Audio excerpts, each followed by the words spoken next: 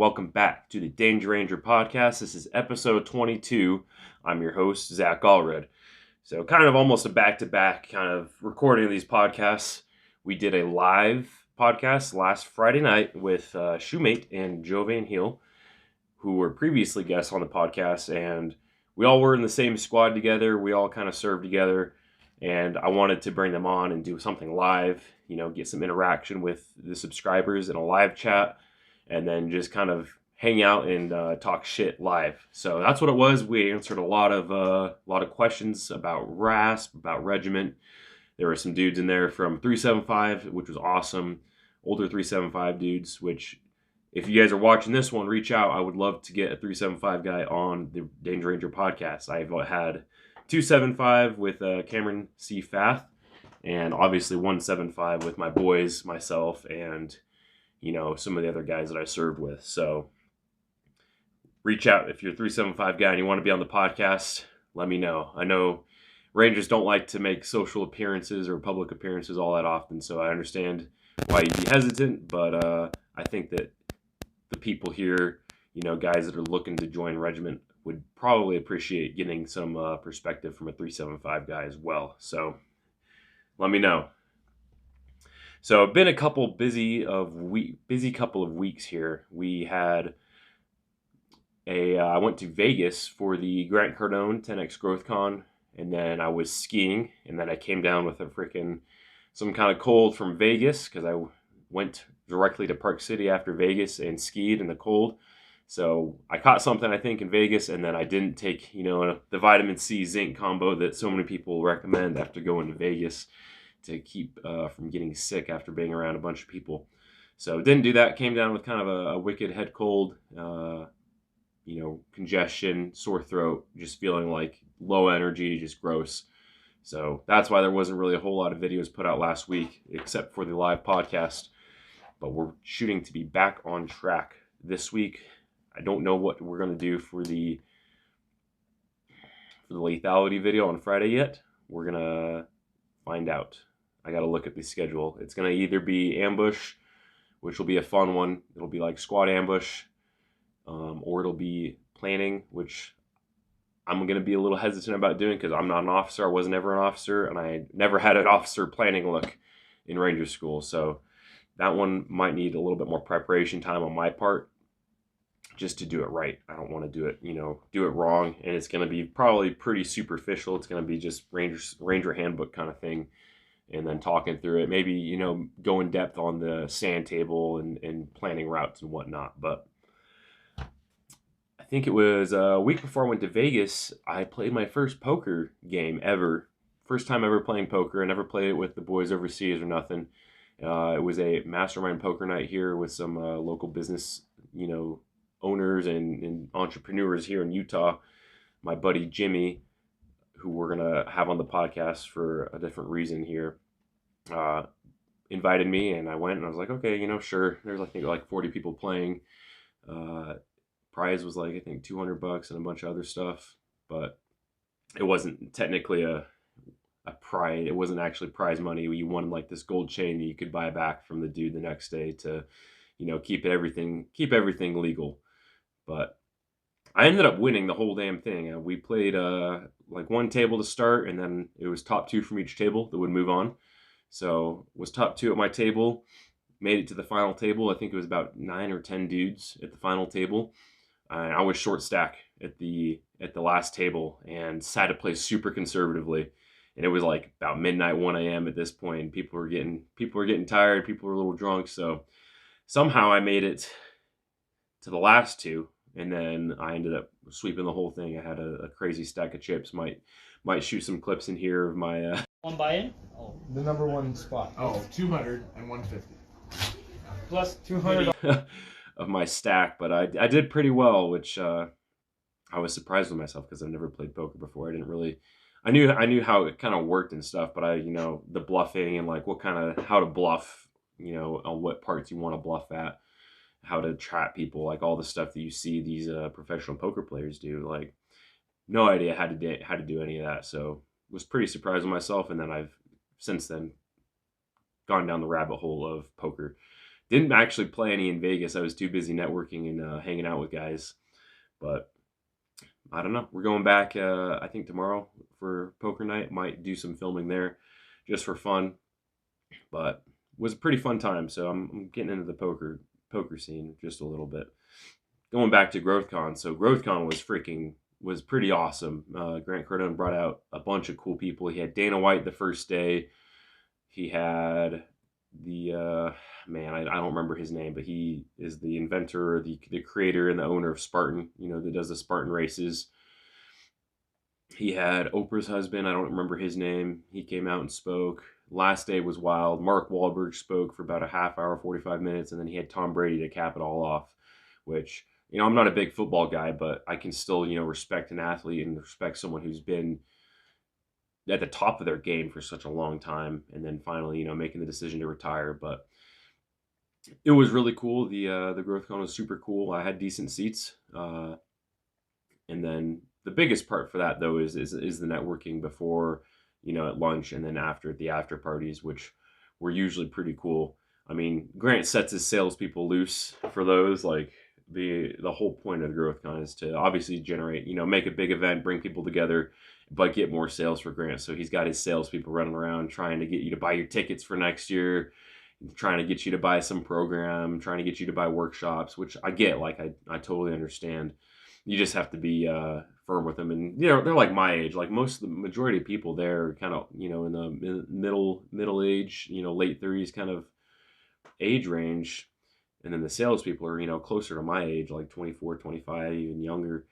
So it's like, dude, I understand. Like I'm in Grant Cardone's university. Like I get the selling. I get it. I'm legit not going to buy. So you just have to know how to handle those guys. They can be pretty persistent. I think I had like 4 or 5 different dudes get my number. Thankfully, none of them have been following up yet. So I won't have to fight them off, later on. One of the nights they rented out Hakkasan nightclub, which is when the whole thing was done at the MGM Grand, and they rented out Hakkasan nightclub, which I've never been to, like a Vegas nightclub. Never really been to Vegas as an adult either. And it was just, 10x GrowthCon people in there, which was, was all right. Free drinks. It was a pretty sick party. They did have a DJ. I don't remember who they had, but it was some pretty big name. I was unfortunately not in the club at the time. Went and saw a stand-up routine at one of the comedy clubs at the MGM Grand. So we missed the decent DJ, but went back. It was a good time. Freaking ceiling was moving, having a blast. Some dudes were absolutely lit. I just loved it.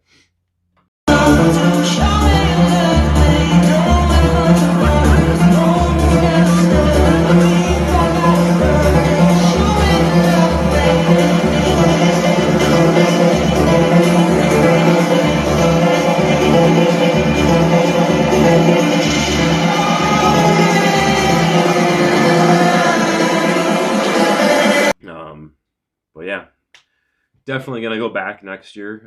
Hopefully we'll have much more of a business put together at that point. So I can actually, have something more to offer the people than the crypto thing that I was talking to people about, which we'll talk about here at the end. Ran into skiing right from that. Skied my first blues legitimately. Like, I don't know if I've told my skiing story before, but the first time I went, it was my younger brother, Josh, who hasn't been on the podcast yet, but he was the one teaching me, which he's a fantastic skier. And it was great not having to pay for ski lessons. We were down at Bryan Head Ski Resort, which is down in southern Utah, just a little bit north of Cedar City where he lives. And so he was instructing me, the whole pizza, French fry kind of deal. And I didn't even know how to stop yet. He's like, "Oh, let's go check out this slope," because he wants to go ski too. So I was like, "Okay, we'll do it." Blue, like, how bad can it be? And I fell down like every 10 meters the whole dang way to the bottom. Was not a good time. And then finally, on my 6th, I guess, ski day ever in my life, I was able to cruise down some blues pretty well. Figured out, I've finally not pizza French frying.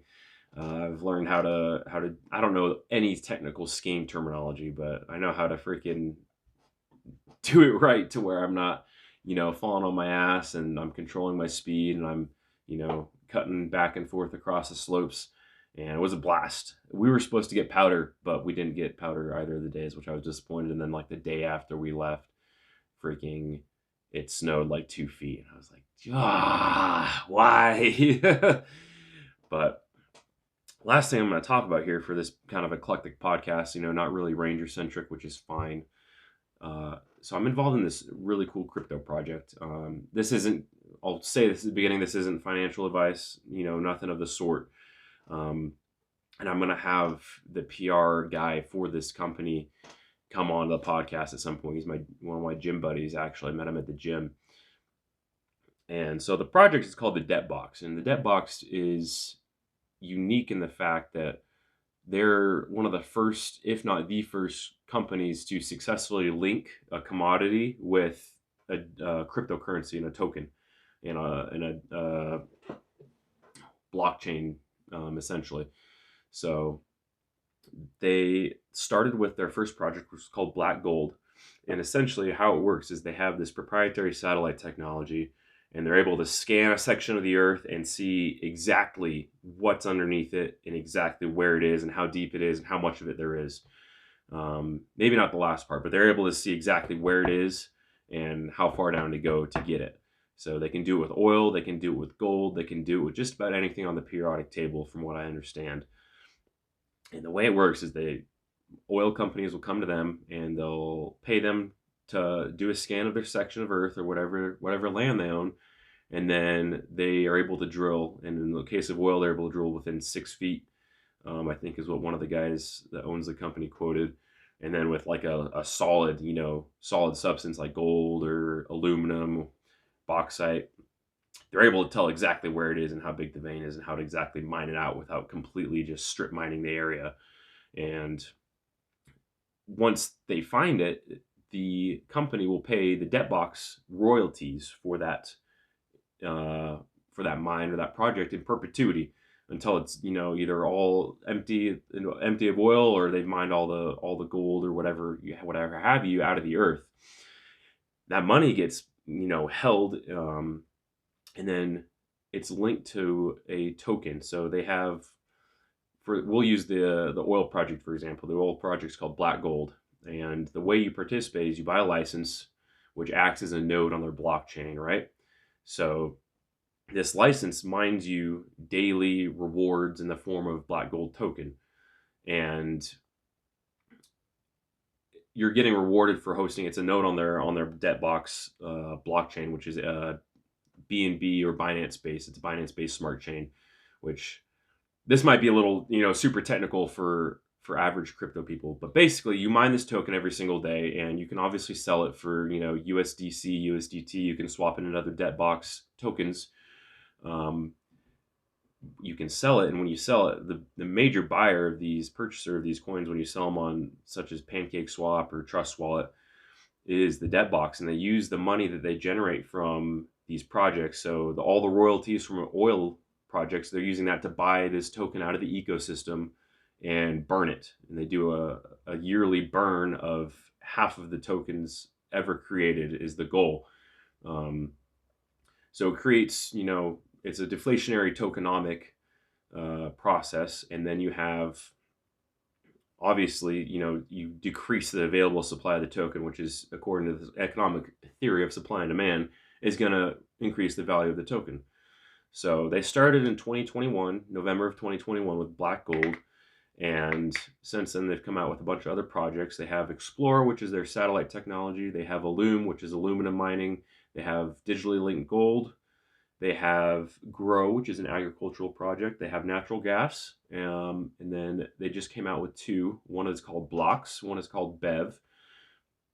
Bev is a beverage manufacturing kind of project where they're allowing mom and pop breweries and distilleries and soda companies to get bulk discount for, usually like it's hard to get a quantity discount as if you're a smaller company, because you're not doing the volume that like big companies such as Coca-Cola are. So they're able to come under the banner of the Debt Box. Debt Box is able to negotiate lower manufacturing costs for these beverages, and they get, I think, like a 22% discount across the board, which Debt takes a 5% cut of that as royalty, and then they, pass the 17% savings off to these beverage companies. And then Blocks is a real estate token. So this one is where it's like, I don't know a whole lot about real estate to be able to explain it super articulately, but it's essentially you're able to buy and sell properties with the Blocks token and the Blocks cryptocurrency. I personally own 3 Blocks licenses. They're mining about 12,000 Blocks token a day, which is equivalent right now to about $12 per license. So I'm doing about $35, $36 equivalent of mining every single day.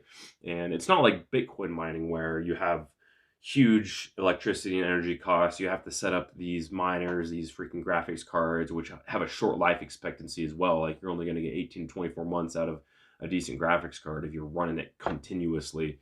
And right now with Bitcoin prices and the cost of energy going up, it's very hard to even just break even on Bitcoin mining. Obviously that can change, as Bitcoin starts doing another bull run, whenever that will be. I don't know. I'm not a super big into crypto guy right now, but I'm slowly learning. But they're able to host these things virtually, and the hosting cost is for one license is less than what a toaster will use, I think, all year. Don't quote me on that, but it's very, very cheap, and you're able to host them virtually. I think that they're going to move towards having people have what are called V boxes, or kind of a equivalent, almost like a Bitcoin miner at your house that you're able to have your licenses on, and then it's mining you those token every single day, going to your Debt wallet, and what have you. But the energy cost for that will be way, way, way, way lower than a Bitcoin miner. But it's a super under the radar project, and not a lot of people know about it. The thing with crypto is there's so many freaking rug pulls out there, which the majority of them are. You have Bitcoin, you have Ethereum, then you have Matic, which is based on the Ethereum blockchain, which is used for, I think, I'm not very well versed in all this, but a lot of these are created by people who want to get rich quick, and so they have a huge reserve of coin that they're able to flood the market with at any time and sell out, and make their millions. And then your coin that you buy because you trusted the project is going to go to less than zero. So the thing about Debt is that the creators, there was no initial coin offering. There's none of that. They have to mine the token just like everyone else. They have to buy the licenses. They have to pay to host for them. And, in the long run, it's going to hurt them too if they try and do a rug pull, because, well, they physically can't, because they have to mine at the same rate as everyone else. They don't just have all this token sitting aside. But super trustworthy project. It's backed by real stuff. Again, it's the first of its kind, and I'm going to be bringing on Jimmy, the head of the PR guy for the Debt essentially. I'm going to bring him on the podcast, and we're going to talk specifically about this, and then how you can get involved if it's something you want to do. I'm going to drop some links down below with the Debt website, which you can find all the light papers or the white papers for these projects. Kind of going more, they explain more about how it works and how the licenses work. And yeah, so that's it for this week's podcast. We will have Jimmy on, I think probably by next week is what I'm shooting for. And then obviously we'll have our lethality video on Friday. But till that time, I guess y'all take it easy and have a good one.